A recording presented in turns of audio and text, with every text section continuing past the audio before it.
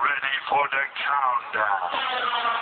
10, 9, 8, 7, 6, 5, 4, 3, 2, 1. Assalamualaikum warahmatullahi wabarakatuh. Tabi pun, dengan segala puji bagi Allah yang maha pengasih lagi maha penyayang, atas berkatnya lah saya akan menyelesaikan tugas ulangan harian 1 Sejarah Bahasa Indonesia kelas IPS 4. Untuk itu, saya akan memperkenalkan diri terlebih dahulu. Nama saya Henry Rijal SE, wali murid atau orang tua dari Ahmad Excel Kosano. Pada kesempatan ini, saya akan menanyakan kepada Ahmad Excel Kosano. Pertanyaan pertama, bagaimana kerajaan Islam menyikapi kedatangan bangsa Eropa? Jawabannya adalah reaksi kerajaan-kerajaan Islam terhadap kedatangan Eropa dan Spanyol di Nusantara awalnya menyambut baik dan dianggap seperti pedagang-pedagang yang lainnya. Pada akhirnya mereka melawan karena keserakahan mereka dan kesewenangan mereka. Pertanyaan berikutnya, mengapa terjadinya perlawanan bangsa Eropa? Yang pertama, Nusantara melakukan perlawanan terhadap Eropa dikarenakan bangsa Eropa sudah melakukan monopoli perdagangan, melarang masyarakat untuk berdagang rempah-rempah dan berlayar di Laut Merah. Dan bangsa Eropa telah menangkap kapal milik bangsa Indonesia. Yang kedua, bentuk-bentuk perlawanan bangsa Indonesia terhadap Eropa diantaranya adalah mengirimkan pasukan bersenjata, tentara, dan beberapa ahli dari Turki. Kapal-kapal Indonesia dilengkapi senjata dan meriam. Pertanyaan ketiga, bagaimana keadaan Nusantara setelah kedatangan bangsa Barat? Yang pertama, budaya politik. Nusantara semakin mendesak membuat politik demokrasi karena tekanan oleh bangsa Eropa. Yang kedua, ekonomi. Menurut sejarah, karena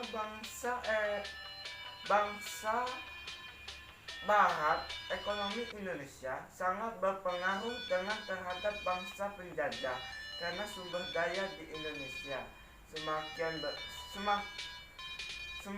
sebagian besar dideksploitasi oleh negara Eropa tersebut. Yang ketiga, sosial budaya. Banyaknya bangunan tua bergaya Eropa yang terbawa ke Indonesia sehingga masyarakat semakin agresif. Pertanyaan keempat, jelaskan peristiwa yang berkaitan perlawanan terhadap bangsa Eropa.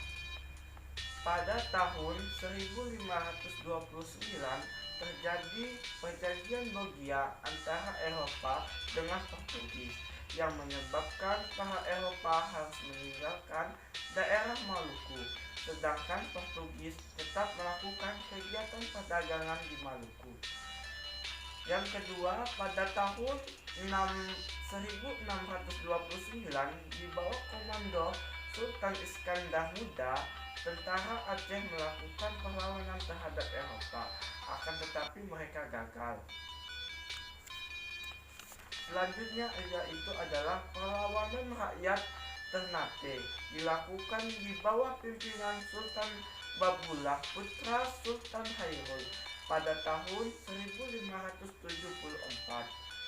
Benteng Portugis dapat direbut, kemudian Portugis menyingkir ke Hitu dan akhirnya menguasai dan tetap di timur-timur sampai tahun 1975.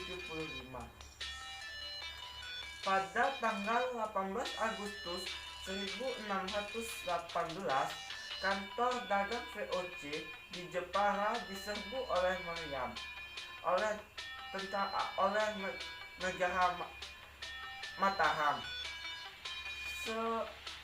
Serbuan ini merupakan reaksi pertama yang dilakukan oleh Mataram terhadap VOC. Pihak VOC kemudian melakukan balasan dengan menghantam pertahanan Mataram yang di Jepara. Sejak itu sering terjadinya perlawanan antara keduanya. Maka Sultan Agung berjanji akan mengusir Kompeni dan Batavia. Selanjutnya itu adalah perlawanan terhadap Belanda di Perang Banjar pecah saat Pangeran Antasari dengan 300 prajuritnya menyerang tambang batubara milik Belanda di Pagaron tanggal 15 April 1859. Pertanyaan yang terakhir. Jelaskan tentang tokoh yang mengusir bangsa Eropa. Yang pertama, Pangeran Diponegoro. Pangeran Diponegoro memimpin rakyat Tegarejo melawan Belanda. Yang kedua, Pangeran Antasari. Pangeran Antasari melakukan perlawanan terhadap Belanda dan akhirnya jatuh sakit dan wafat pada tahun 1862. Yang ketiga, Raja Buleleng yang membuat hukum tawang karang, yaitu apabila sebuah kapal terdampar di Bali, maka kerajaan berhak merampas kapal serta isinya. Yang keempat, R.A. Kartini. R.A. Kartini mengangkat derajat dan martabat kaum wanita.